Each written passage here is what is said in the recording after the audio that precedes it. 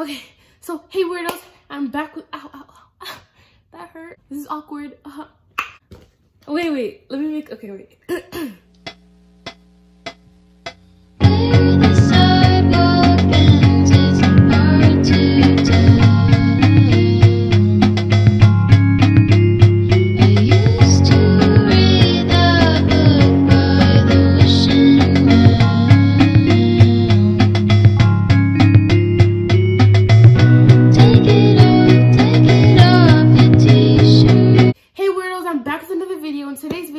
We're going to be talking about Call Me By Your Name, and I just finished annotating it today. I mean, okay, let me explain to you.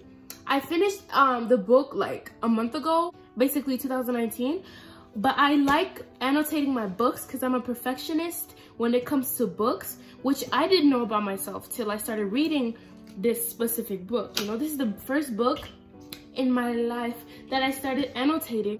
It's such a beautiful book, you guys. Like, I finished annotating and it's just so beautiful. Okay, I'm getting too excited. Okay, so I already mentioned this in the other video, but in case you didn't see, this is from Call Me By Your Name. This is them. My friend made it for me and it's just like really sweet, and they're gays. Oh my god, I need to start. That sun is going down, so like it's not really like bright.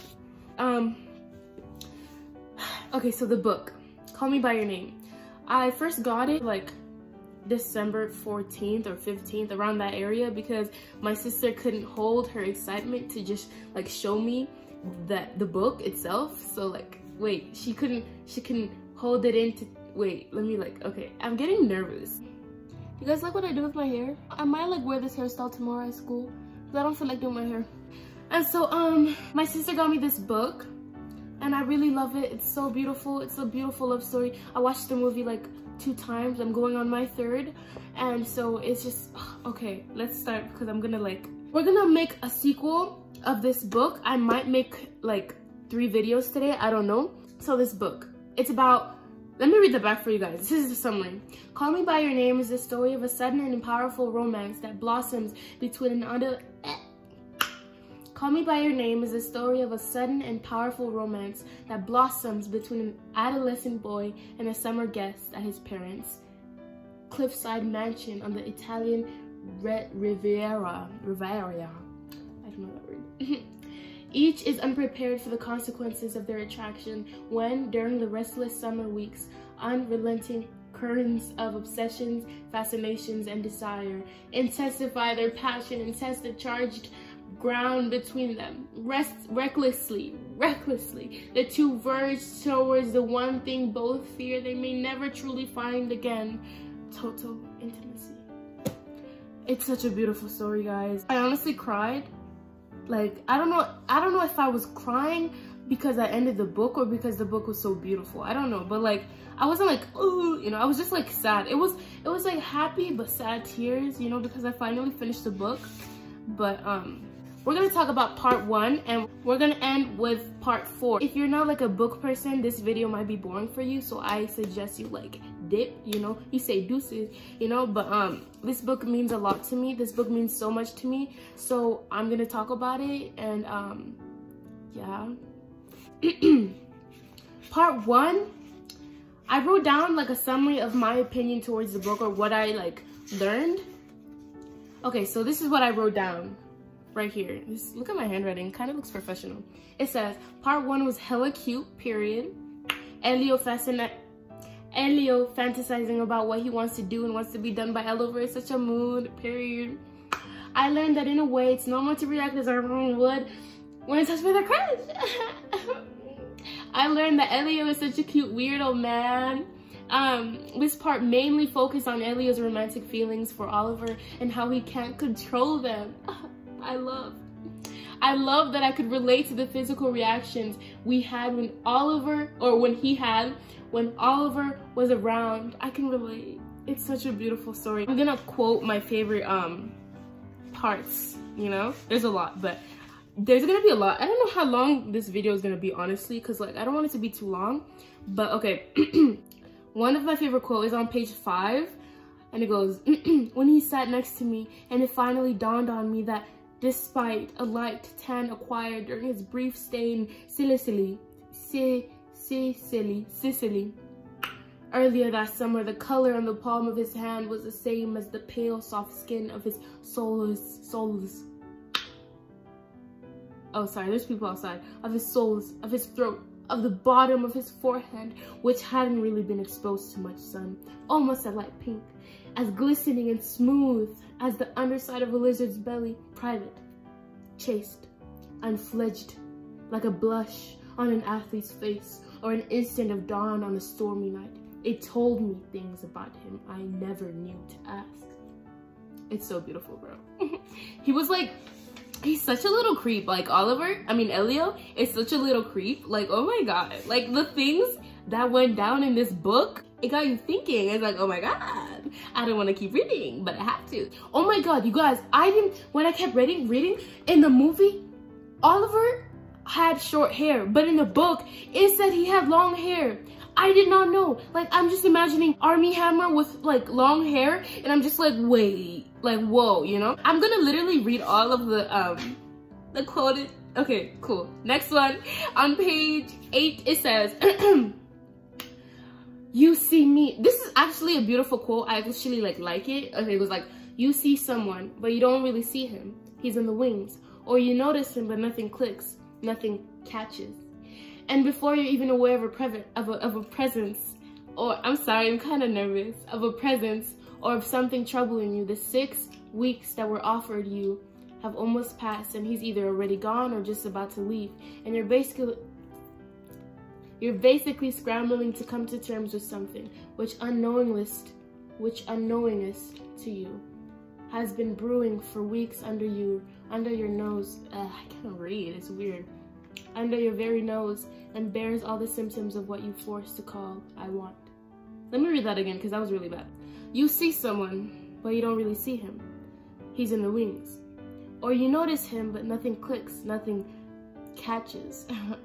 And before you're even aware of a presence or of something troubling you, the 6 weeks that were offered you have almost been passed, and he's either already gone or just about to leave.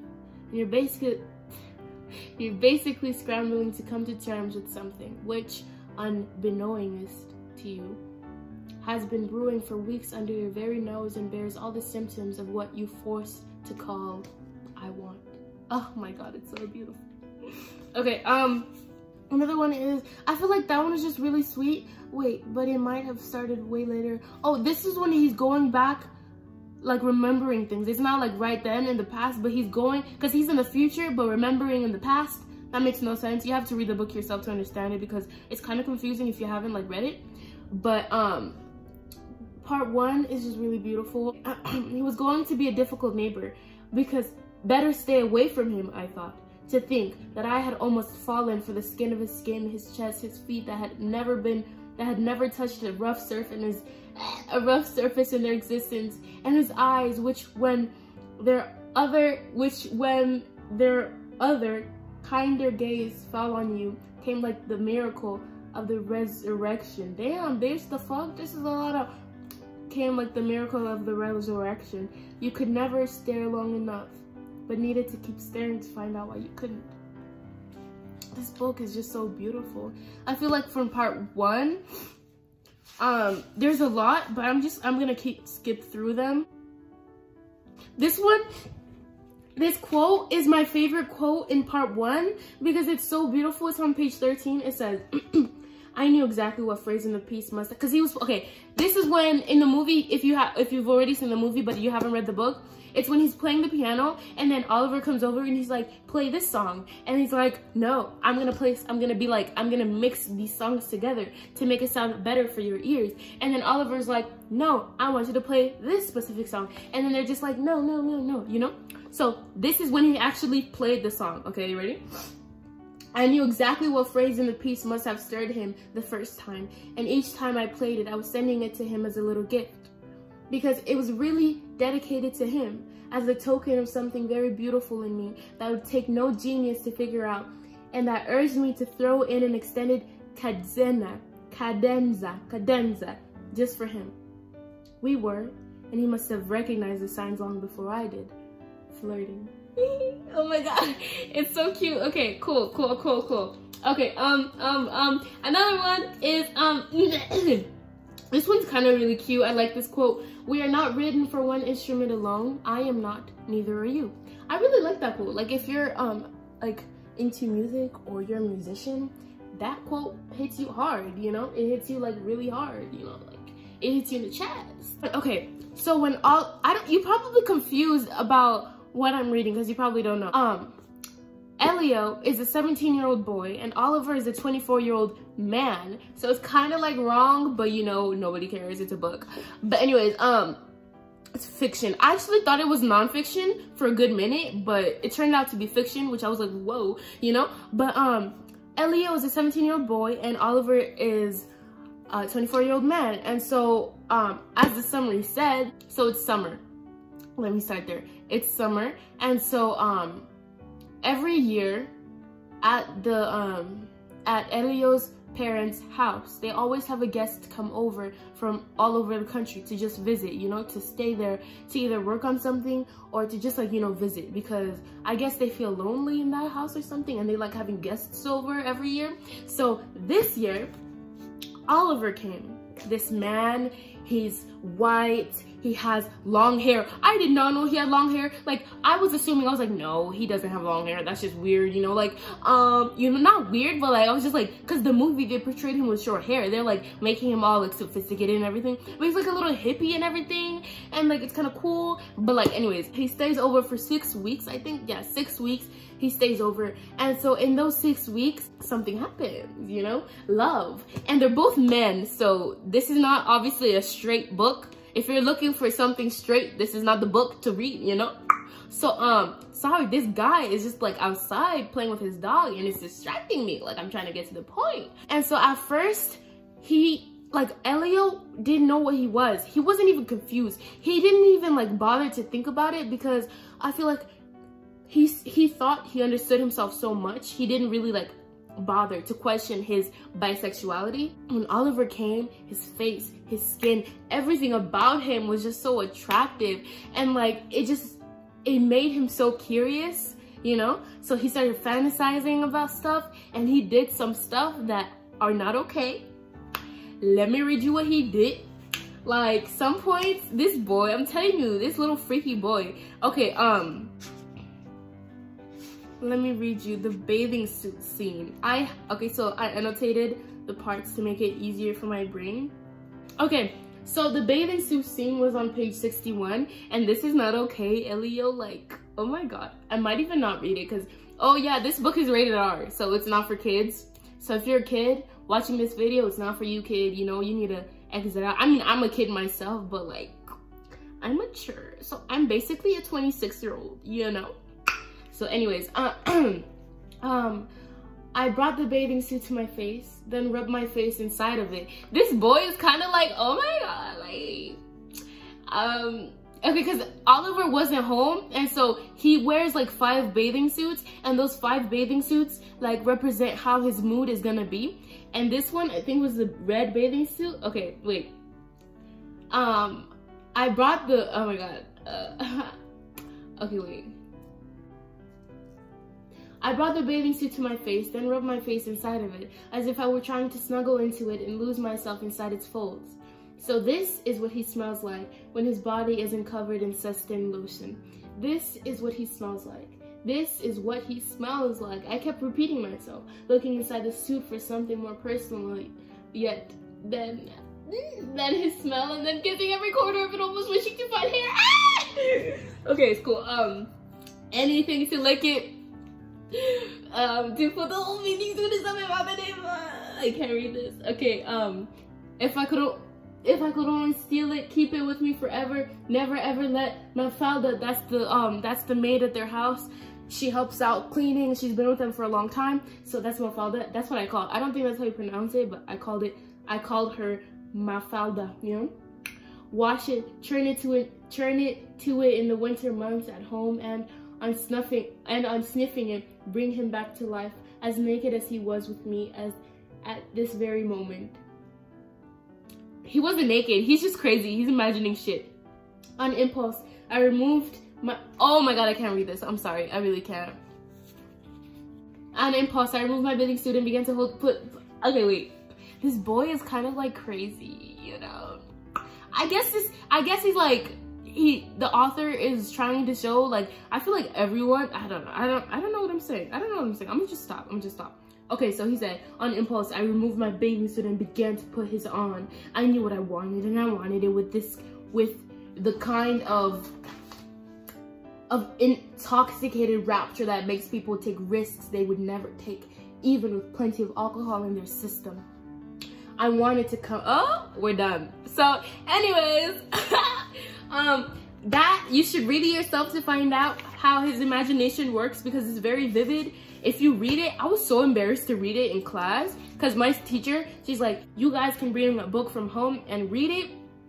This book is not it, sis. It's not it. In part 1, I feel like he's understanding himself more every day, because that's literally the end of part 1. Him doing that to the bathing suit and doing stuff to it, and stuff doing it to him and stuff. So yeah, stuff. I'm skip those parts because it kind of gets yeah, this boy's crazy. Like, oh my god, Elio, control yourself. Okay, yeah, okay,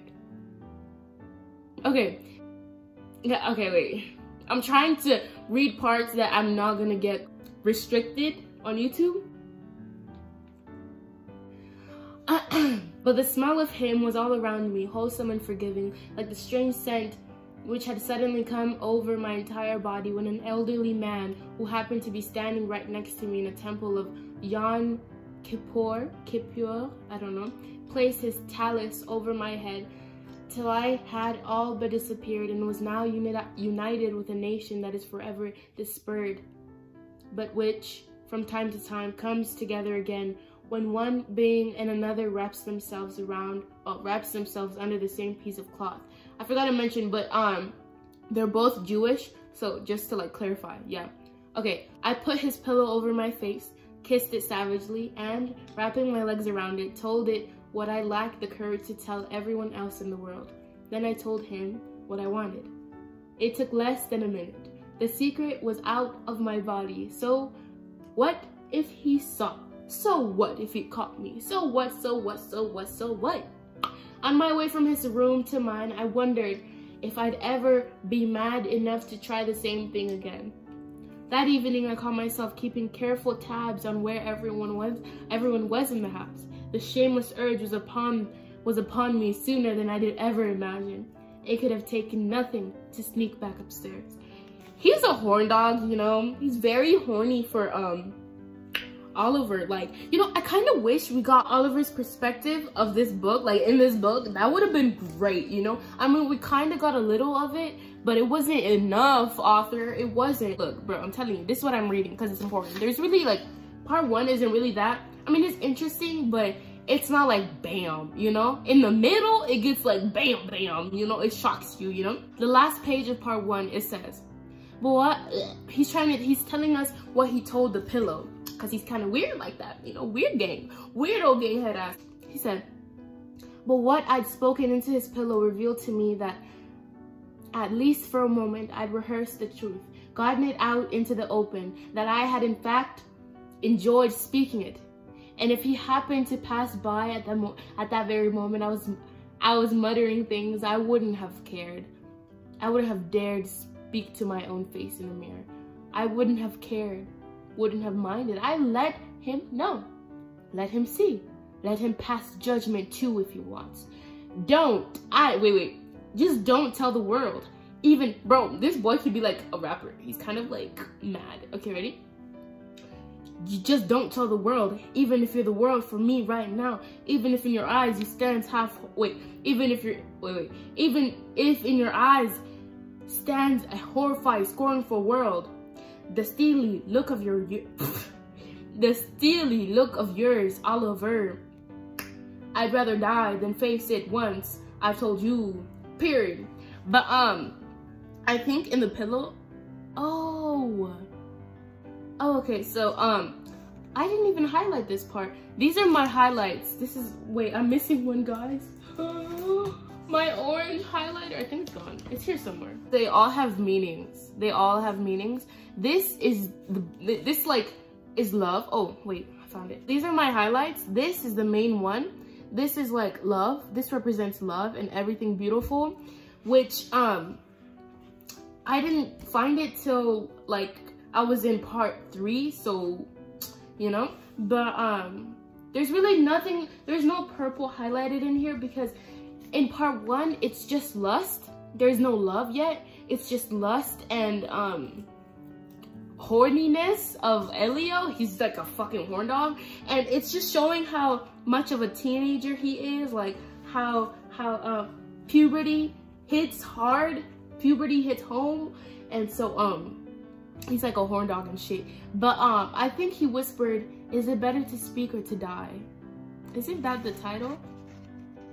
No, if not later, when. That's the, okay, if not later, when. That's the title. And the reason why it's titled If Not Later When is because okay, so there was this one section, I don't know if it's this part though, there was this one section at the very, like, in the middle of part 1 where he was telling them, telling his dad and Oliver how he almost fucked this girl named, I forgot her name. It's here somewhere.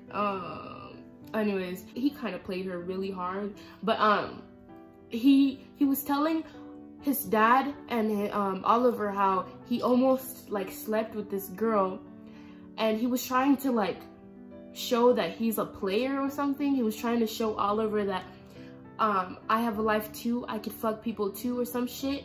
And so when they were talking, Oliver came up with the saying, "If not later, when?" Because Elio didn't really like, he didn't sleep with her. He was just telling her, he was just telling them how he almost did. And because he was nervous or because he was shy, he didn't. So Oliver was like, "If not later, when?" So it's such a beautiful like quote. I don't know, I might get a tattoo of it in my lifetime.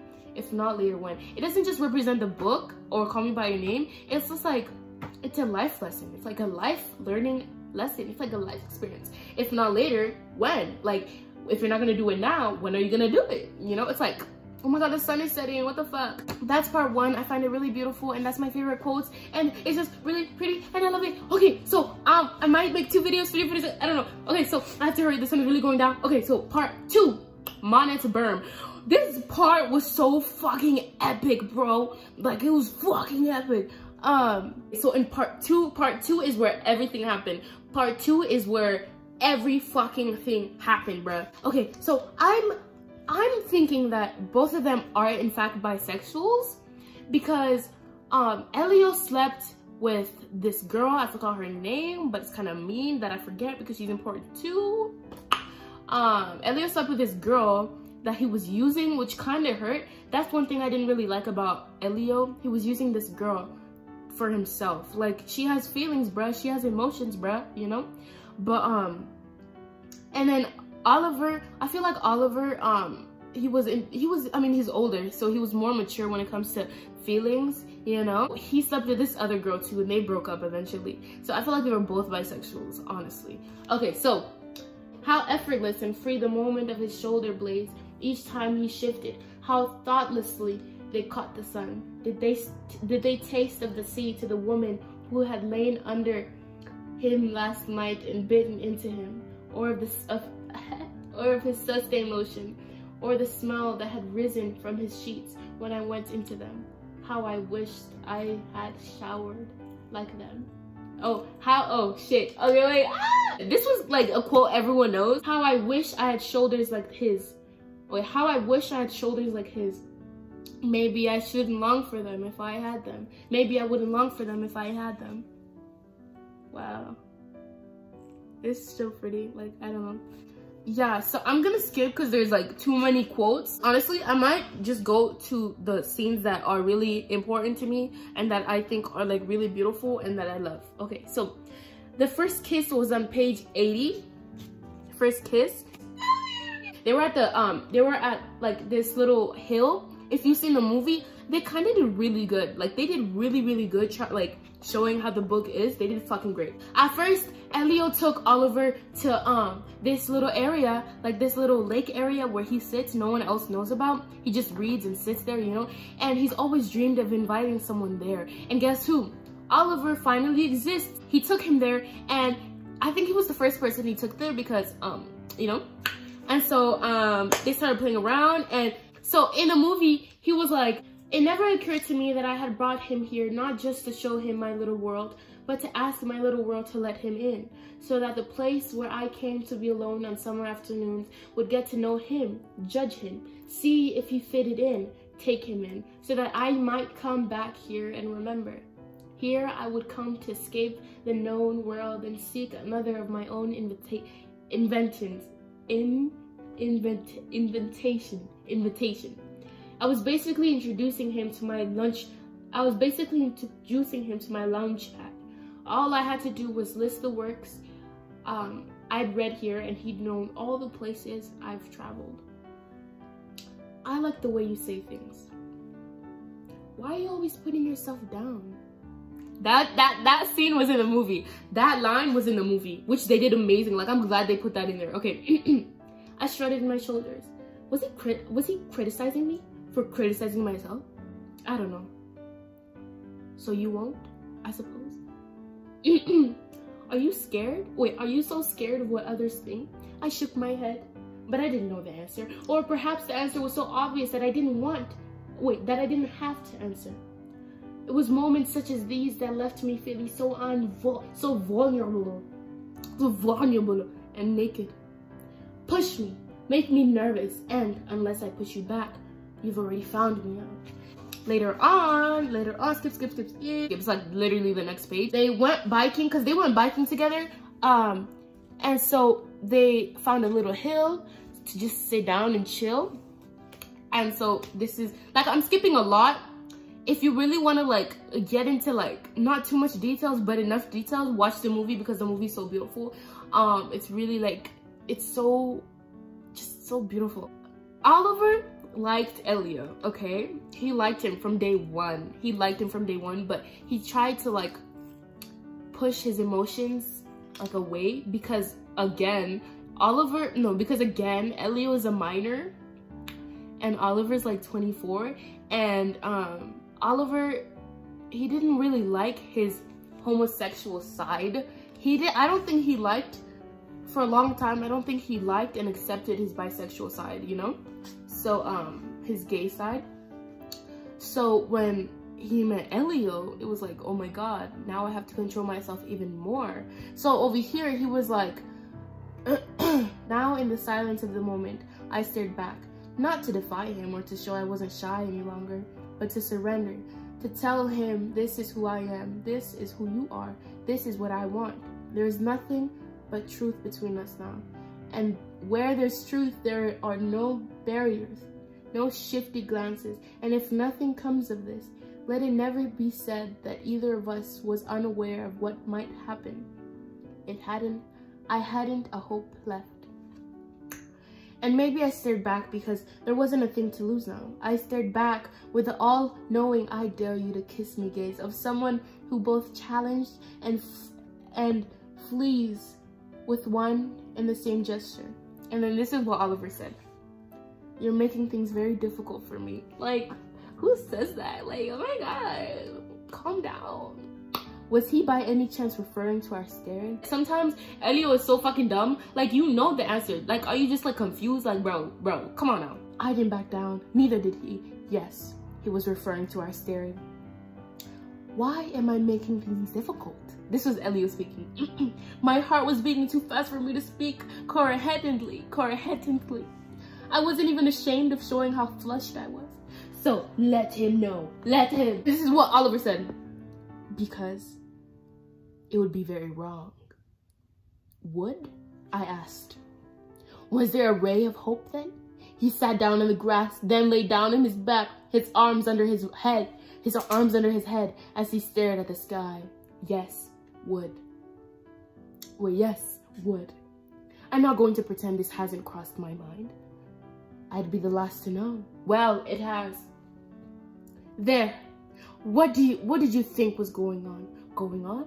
See, this boy's so fucking dumb. Don't ask questions when you know the answer, bruh. But I mean, I would do the same thing. I act dumb just like for fun, you know, sometimes, which isn't good, but going on?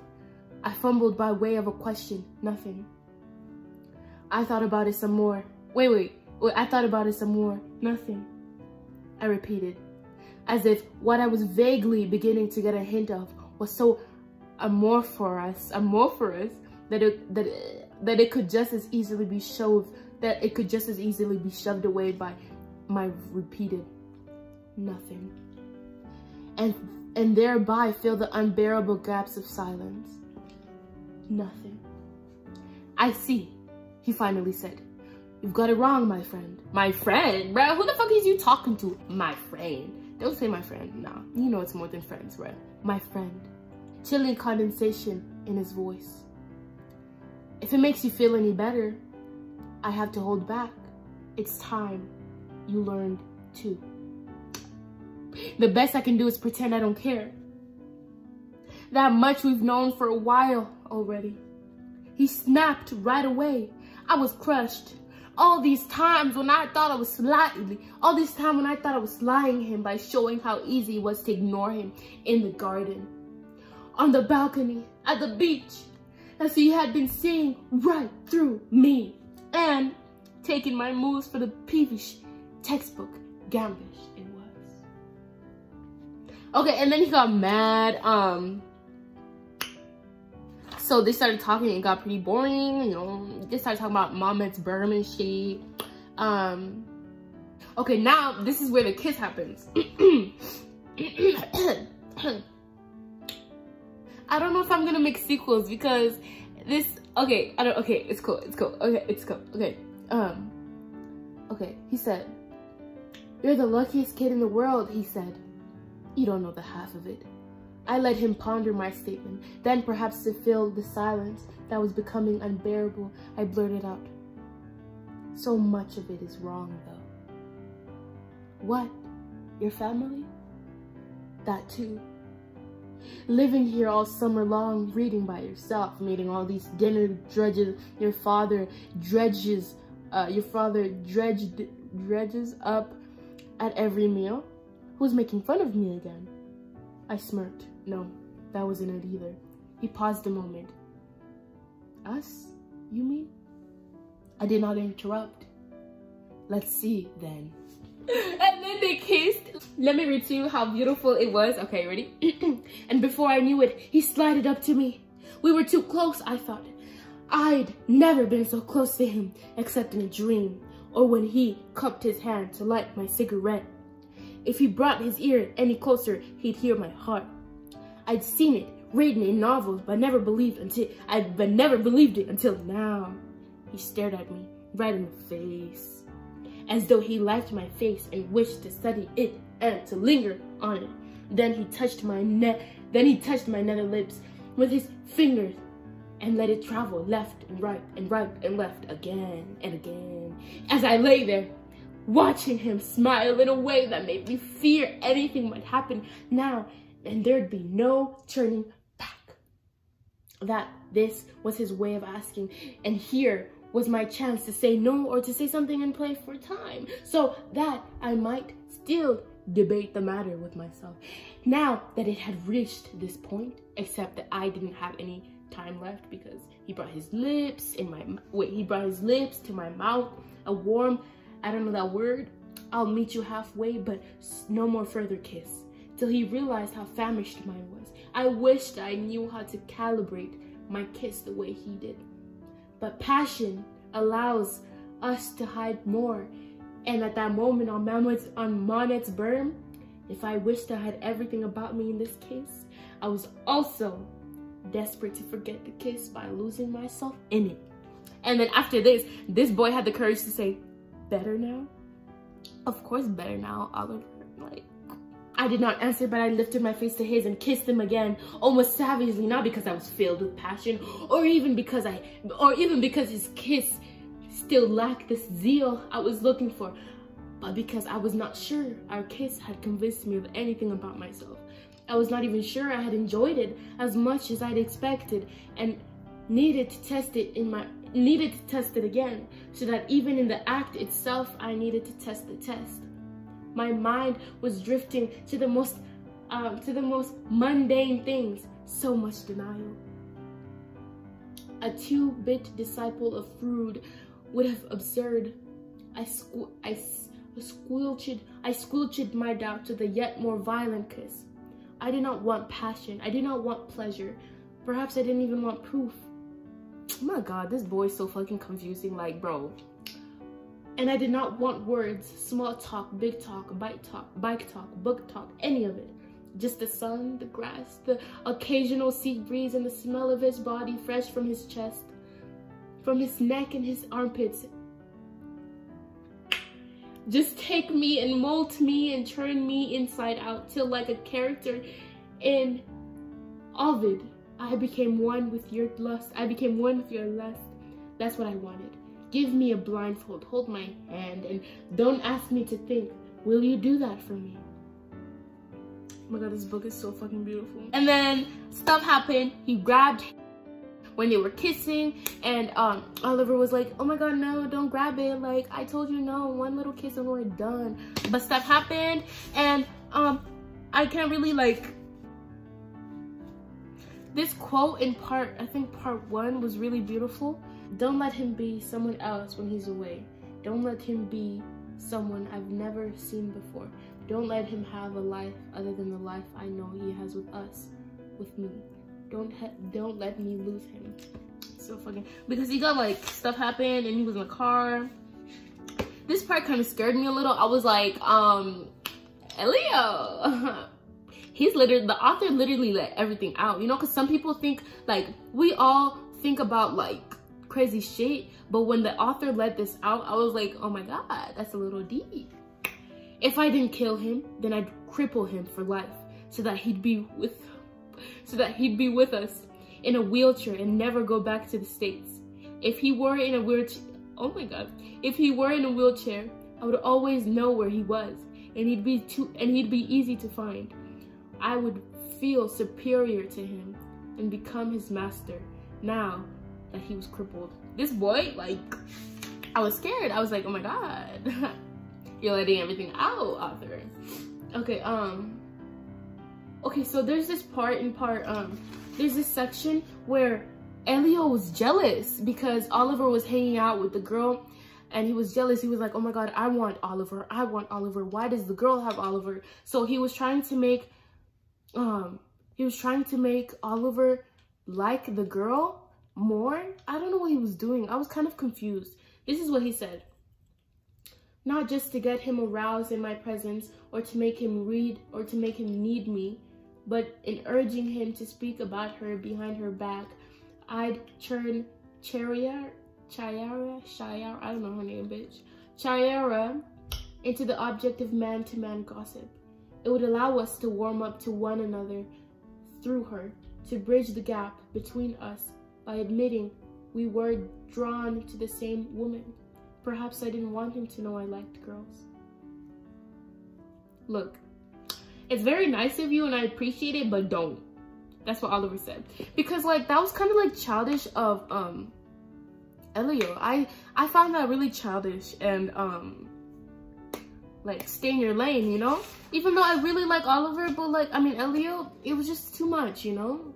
Like, what are you doing? Come on. After what Elio did, he was trying to like, I don't know, his jealous side isn't cute. Like, Elio being jealous is not cute. Like, oh my god. So Oliver was kind of annoyed, and so he didn't talk to him for like a good 2 weeks. He tried to avoid him at any chance possible and shit. There's also this part, it was like, I didn't know what I was afraid of, nor was I worried so much, nor why this thing that could so easily cause panic felt like hope sometimes. And I'm over this. I don't want to read that part. My mouth hurts. This part's kind of cute. The thud my heart gave when I saw him unannounced, both terrified and thrilled me. I was afraid when he showed up, afraid when he failed to, afraid when he looked at me, more frightened yet when he didn't. The agony wore me out in the end. So, ow. Yeah, I'm gonna make like a sequel because the light is going down. Like, this is not cute. Yeah, so this book is very beautiful. We got through part 1 and half of part 2. So I'm gonna put the bookmark to where we stopped because I'm gonna make another video. I was originally gonna make like, oh, look at my ashy ass leg. I was gonna originally make like every part a different video, but part 1 is really short. Part 2 I feel like is the longest.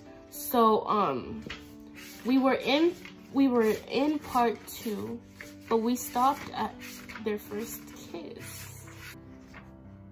So whoa.